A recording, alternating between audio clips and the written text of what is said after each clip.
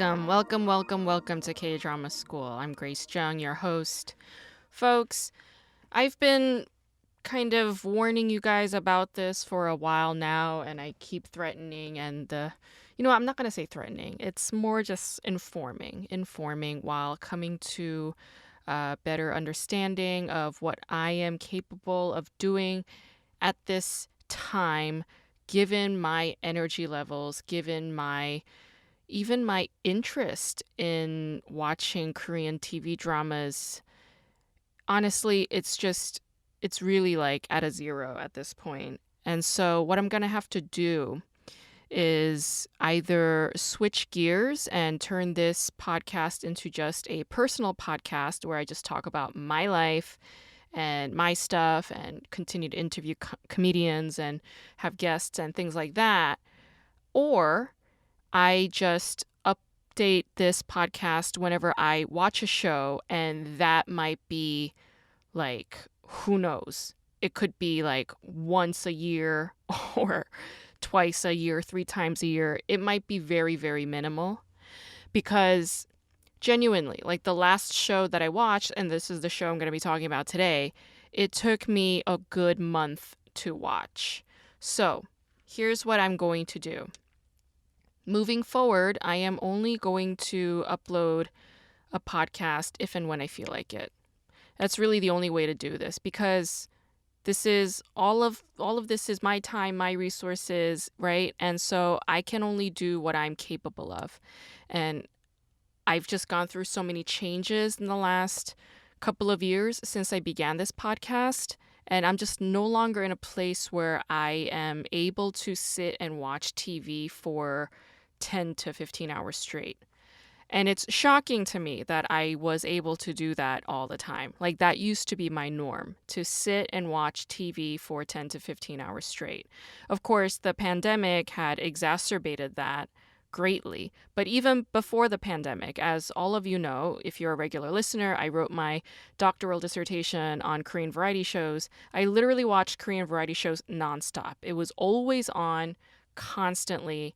I watched 10,000 hours of it, and that's how I wrote my dissertation. So this is all having to do with my own recovery journey. My regular listeners, you all know that I am deep in the throes of my trauma recovery journey, and I'm just at a point now where I can't deal with the drama, other people's drama. Genuinely, I'm just like, this is just where I'm at. And that's not to say that I don't appreciate good television. I do. It's just right now, in terms of Korean TV dramas, there isn't anything that is hooking my interest. But I know that pretty soon, at some point, Netflix or Viki or Disney or Apple or Hulu or whatever, somebody, Paramount, fucking somebody somewhere at some point is going to drop something that is going to grab my attention and shake me. And so until that day comes, I'm not going to release any more podcast episodes related to Korean dramas. But if you guys are cool with me I could continue to do this weekly Monday drop-in. I would like to. The only reason why I hesitate is because I guess I read a review on my Apple reviews. Somebody wrote a kind of a irritated comment saying oh, I don't like it when she doesn't talk about Korean dramas. And that is totally valid because I started this podcast as a platform to talk about Korean TV dramas. So if you're not getting what you want, then yeah, that makes sense. So I am saying all of this so that you are all aware that it will either be me coming into this every week, every Monday, to talk about whatever it is that's on my mind, which I'm happy to do. But that does not necessarily mean that I might be talking about Korean TV dramas. I really might have to go in and reformulate and rethink this whole thing, reconceptualize this whole thing.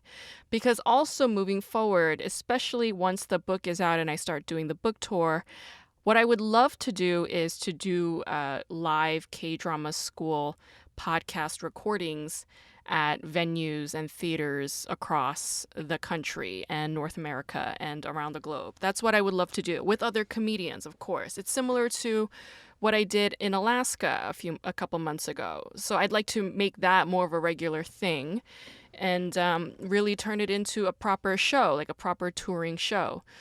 But yeah, I am no longer going to be binge watching Korean TV dramas. And that's not to say that, I'm not saying this to discourage any of you guys from doing it. You guys can do whatever you want, whatever you please. It's just I realize now that I'm no longer able to do it. My attention and my energy levels are just at a point where they can't handle like excessive stimuli, and I just have to be real and I have to honor my feelings and I have to honor where I'm at. Because if I don't and I continue to do it, then it just becomes an abusive relationship with myself. Hello. I mean, and that's ridiculous. That's really that's so ridiculous. So yeah, I'm gonna be thinking about it, and you will know like by next Monday if I've decided to continue to update my podcast every week, every Monday, doing my spiel, or if I'm gonna be dropping only K-drama related podcast episodes randomly, intermittently, like very, in a way that's unpredictable. So I'm gonna have to think on it. Yeah. So yeah, I'm just letting you guys know that there are some changes in the works at the moment. Winds of change, right? I mean, that's what's going on with me. The show I'm going to talk about today has actually a lot to do with the theme of what I'm talking about. If what I'm talking about is self-love, then this is quite relevant, actually. So this show is called Lost. This is a K-drama that came out in 2021 on JTBC, and it was celebrated and marketed as the 10th anniversary show for JTBC, the network, the cable network. So Ho Jin-ho is the director of this show, and Ho Jin-ho he's a filmmaker. He's known for making movies, and he's known for making like very melodramatic movies. He's like known for melodrama in cinema. Yeah. But he's also like a very diverse filmmaker. He can do like period pieces. He could do something like very modern. He could do like a sappy tearjerker. He could do action. He's very like, he's got range as a filmmaker, but he's primarily known for melodrama. He's excellent at pulling out the melodrama from his actors and from the screen. The show stars Chun Do-yeon and Ryu Jun-yeol. And this is like a very weird pairing. And I remember talking about this kind of like off the cuff, randomly just kind of like mentioning it. I hadn't seen the show yet, but I was like initially a little freaked out because Chun Do-yeon was like pushing 50 at this point and Ryu Jun-yeol is like mid-30s. So I was just like, this is odd and weird. I don't know. It was like making me uncomfortable. It was just like, I was like, I don't know about this. But actually, I really liked the show. Yeah, I had to take it slowly because it's a lot, but I quite enjoyed the show. There were so many moving monologues on this show, and it was very well written. The writer is Kim Ji-hye. I don't know what other shows she's done, but really beautifully written monologues.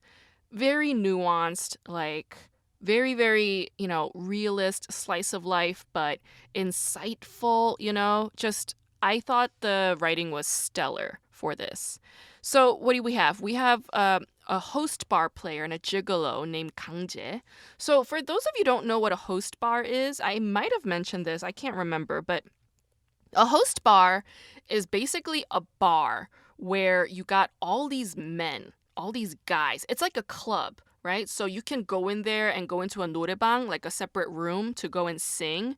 And like these hosts, these playboys, like dressed in like cute outfits with slick back hair, they're like basically idols, okay? Like K-pop idols. Or a lot of these guys were former K-pop idols in training and they became this because they couldn't pursue what they set out to pursue. So they end up becoming male escorts essentially. All right. So that's what a host bar is. It's where wealthy women go to luxuriate and be pampered by these young boys, okay? And one of these, you know, clients is Aran, who is she's an actress. She's an actress and she's also a book author. And Aran goes there for emotional support, you know? She goes to this bar regularly for emotional support. And the guy there who runs the bar, he's like been her long-term companion. He's very protective of her. You know, he's kind of like a knight or something. He's kind of got that gallant, chivalrous, you know, sort of vibe about him. And he's doing this for a married woman, right? And she's also a TV star. You know, she has a reputation to uphold, so she always goes through the back door, right? So there's kind of like this shame aspect cloaked over this whole thing, right? So it's definitely like going to a host bar is highly stigmatized, right? They're like, oh, like you're one of these bitches who like goes and pays boys money to get affection, you know? And honestly, the way I see it, it's like, do what you need to do. No judgment. Like, I feel like nobody should be shamed for that. Nobody. Nobody should be shamed for seeking comfort out of their loneliness, you know? And I don't know, like some people like me, like I go to therapy. Others, they need to go to these kinds of clubs and find somebody to listen to their fucking problems. So I say like there's no shame in doing this. However, it is like a form of prostitution. There's emotional, you know, labor. That's mostly emotional labor, but sometimes it can be physical, right? So like it would not be out of reach to say that hosts are sex workers, all right? Now, are there hostess bars? Absolutely, there are. These host bars are based off of hostess bars, okay?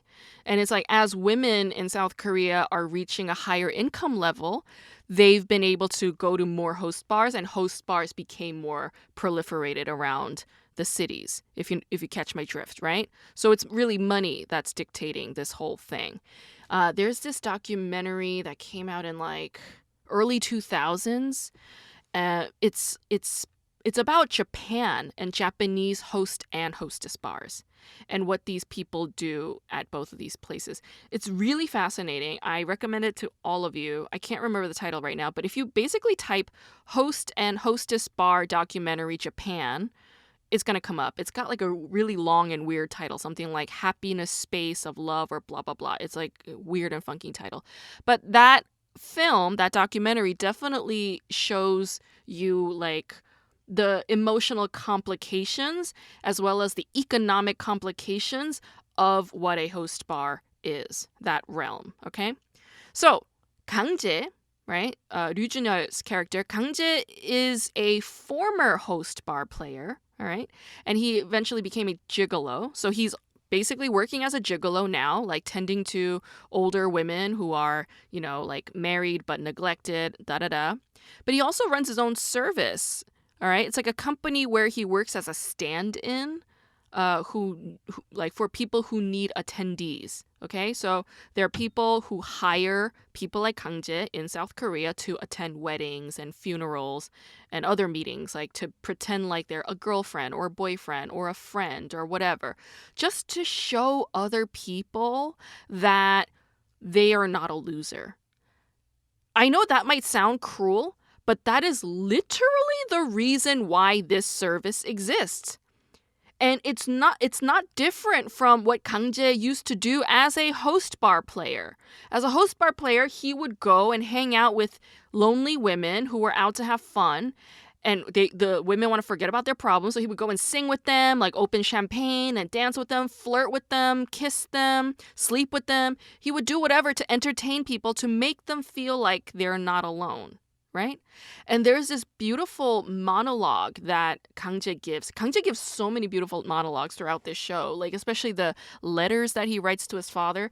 But there's this one thing that he says to Bujang, who's the female protagonist played by Chun Do-yeon. He says this to Bujang. He says, like, when I was a young boy, I remember this feeling like in my chest. It felt like a cold stream just like rushing down my chest. And, you know, it made me so blue and it made me long for my mother, even though my mother was right in front of me. And it's like, when your mother's there, but you're still longing for a mother, what is that feeling? Right? So he's talking about this existential loneliness, this deep existential longing for something. What is that? And of course it's love. Love is the answer. But it's like he was kind of awakening to that longing, to that desire, right? And yeah, like everybody has that. Everybody has that. And they run away from that feeling, that deep, cold longing, that existential longing. They run away from it by getting drunk at host bars and hanging out with young boys that they pay money to, right? And so this guy, Kangje, like his service is just so fascinating. It's got so many layers of meaning right there about the human condition and humanity and addiction and what human beings do to avoid their problems, right? To avoid their loneliness and to pretend like they are themselves not alone, as if being alone is like a shameful thing. So they hire stand-ins. Yeah, to attend weddings, funerals, meetings, pretend to be a girlfriend, pretend to be a boyfriend. Yeah. Fascinating stuff. Fascinating stuff. Okay, so the other character, we have Pujung, who is a ghostwriter and a literary translator. Of course, she wants to be a writer of her own, but this is a job. And she was recently fired. She recently had a miscarriage. Her husband was cheating on her, and her father is sick.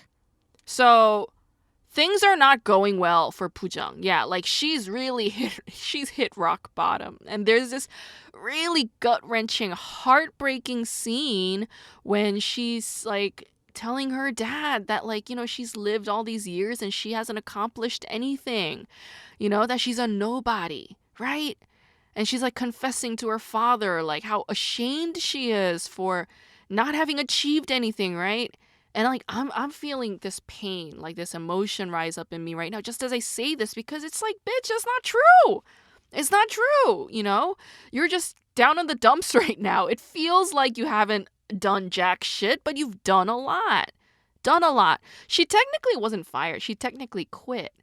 But it's like more or less getting fired, right? I mean, she was humiliated in her office when Aran, the actress lady who Pujung was ghostwriting her book for, her memoir. Yeah. Aran shows up at Pujung's office one day and just beats the shit out of her in front of everybody. Oh my gosh. It's like, what the fuck, you know? I don't know. Like these diva bitches, like, dude, don't hit people. Like, don't be abusive, right? Like, who the fuck tolerates that? If I were Pujung, I would have sued the shit out of Aran. It's like when people like that get away with it, that's when it keeps going. That's how it perpetuates. Like, no, sue her. Sue her for everything she's got. She had no right to hit you and scream at you and humiliate you like that. Oh, fuck that. But in any case, Pujung just quits. She just quits her job, you know? And it's because she had a miscarriage. And the miscarriage was caused by, later as it turns out, it was caused by a violent act committed by Aran's husband, okay? So in any case, yeah, Pujung is such a tragic character, okay? So what does Pujung start doing, right? Because she's got this like angry, rageful energy stirring inside of her. What does she do? What do you do with that energy? She goes online and starts trolling Aran. Oh my God. This grown ass bitch, like 40-something-year-old lady, she is online trolling a woman that she used to work with. Yeah. Like writing the most like awful things, like telling her to go die, telling her, I hope you have the most miserable life, like just writing awful shit. And she has no shame about it. Like, she doesn't feel guilty about it, not in the least, okay? And she's just like defiantly okay with it. And to that, here's what I'll say to that. In Pujung's case, I'm on her side. Yeah. I am on her side because what Aran did it was like fucking cataclysmically awful. And what can Pujung do? She's like helpless to it all. Again, I don't know why Pujung didn't just sue her. I would have just sued her, you know? But instead, Pujung like just takes it like, you know, is just online comments. Like that's her only way of coping with it and managing it. And it's weird and petty, but it's like, okay, that's what this is what's giving her relief right now. Okay? So, yeah, girl, go. You go and do you and don't be ashamed and whatever, right? And oh my God, like think about what that's doing to people in terms of like thinking about trolls and online commenters, all right? Like on generally speaking, people do not condone commenting and trolling online. Like if you're a negative commenter and if you're a troll, then we're calling you a troll. Like a troll is not something to be proud of, right? It's a negative thing. But in Pujung's case, she's like the lead protagonist and she's embracing this identity. She feels like she very much has the right to be this troll. And it's not like willy-nilly.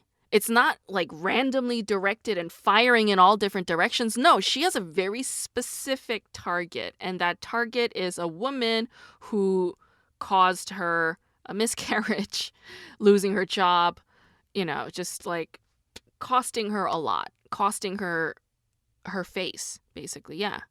There's a scene when Pujung's in the stairwell on the phone with Aran, just yelling at her, saying, like, I feel so humiliated that I want to die all the time. Yeah, and Pujung is suicidal. She is suicidal. A lot of these people are suicidal, for sure. So suicide is very much a theme. Pretty much everybody on this show feels trapped in some way. They feel trapped inside their hearts. And it's like, what's going to unlock you? What's going to unlock you to freely love and freely just be you? Think about Pujung's husband.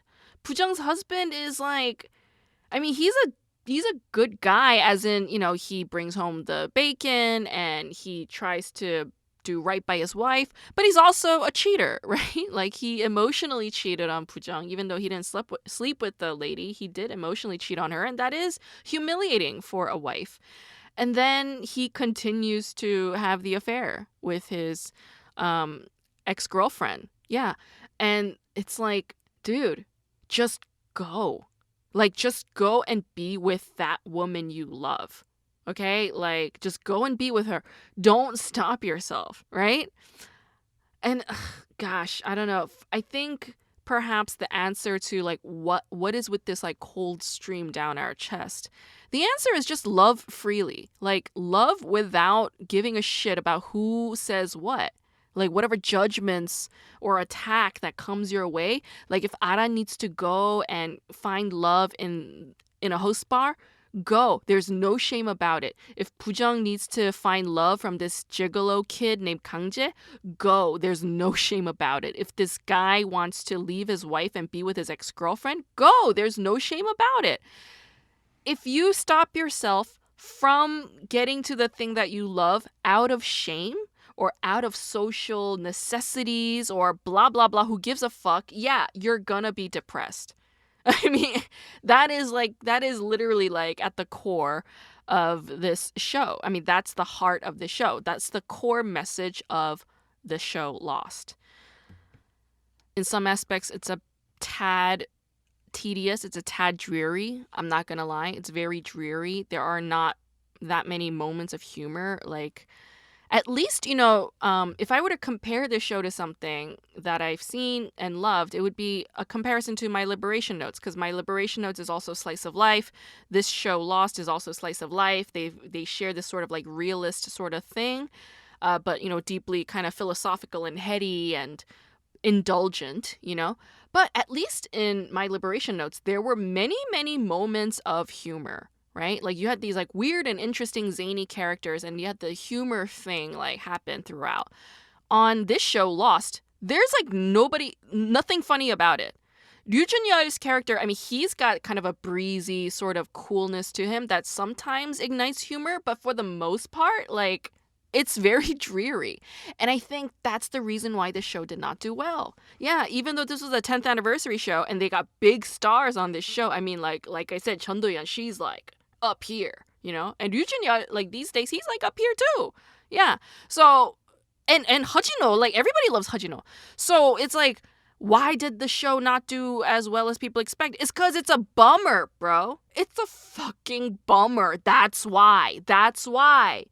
So, I don't know. Maybe that's also the reason why I'm like running out of steam these days watching Korean dramas, binge watching them. It's like, okay, like I want entertainment. I also want inspiration and I want to be moved and blah, blah, blah. But like, don't fucking bring me down to the dumpster, you know, and make me not want to live afterwards. Goodness gracious. Uh, with all that said, I think the show is very beautifully crafted. You know, like the music and like the mise en scène, the pacing of the show, the cinematography. Honestly, all of this was like very, very beautiful, and I appreciated it. I also loved the clothes that Ryu Jun was wearing. He was wearing some fancy ass shit, and I was like, yo, I'm into it. I'm into it. So you have the actress na-eun. She is playing Min-jung, who is a former K-pop star. Na-eun is part of A-Pink, right? I don't know K-pop very well, but yeah, online it says she's part of A-Pink. And yeah, A-Pink, huge, right? Na-eun is playing a woman named Min-jung, who used to be a former K-pop idol trainee. And she's at a point where like her stardom did not pick up. She didn't get anywhere with her career goals, and she's now too old to continue to be a trainee, and so she's kind of stuck in this limbo space. And it's like very frightening, I'm sure, because like this idol, like she dedicated her whole youth to becoming a K-pop star. I mean, she like gambled her life into becoming a star, and it didn't work out. And it's like, well, what do you do now? You know, like you're a pretty face, and you had kind of a steam kind of building and rolling with the whole K-pop thing, but like it didn't quite hit. So what's going on? So she becomes a YouTube vlogger, and she becomes a stand-in, right? She's also like a hostess stand-in for Kangja's company, and she's like trying to audition and become an actor, but like nothing's quite working out. So she doesn't have a steady income stream, yeah. So she's like a houseless young woman who vlogs while she's, you know, at a PC bang, like for days at a time. She's a very interesting character. Like, oh, there are similarities to Pujung's situation and Na-eun's situation, right? Like Pujung lost her career, like a stellar career. A woman who's very highly educated, she lost a stellar career, and now she's working as a house cleaning lady. And in Minjung's case, it's the same thing. It's like, well, what do you do now? What do you do now? How do you make an income? How do you make a living? How do you go on living after realizing that your dreams are not going to quite pan out the way that you expected it to? I don't know. I was a little bit sad to see Minjung give up on everything so soon because, like, you know, late 20s, I don't think that's like a death sentence. Yeah, it's just a mentality. Like if you decide to think that 29 is super fucking old, then yeah, that is a death sentence to yourself, but it's not. 29 is actually quite young, you know? Anyway, yeah, fascinating characters all around. Fascinating characters, a lot to think about, a lot to share. But for now, that's all I have to say about it.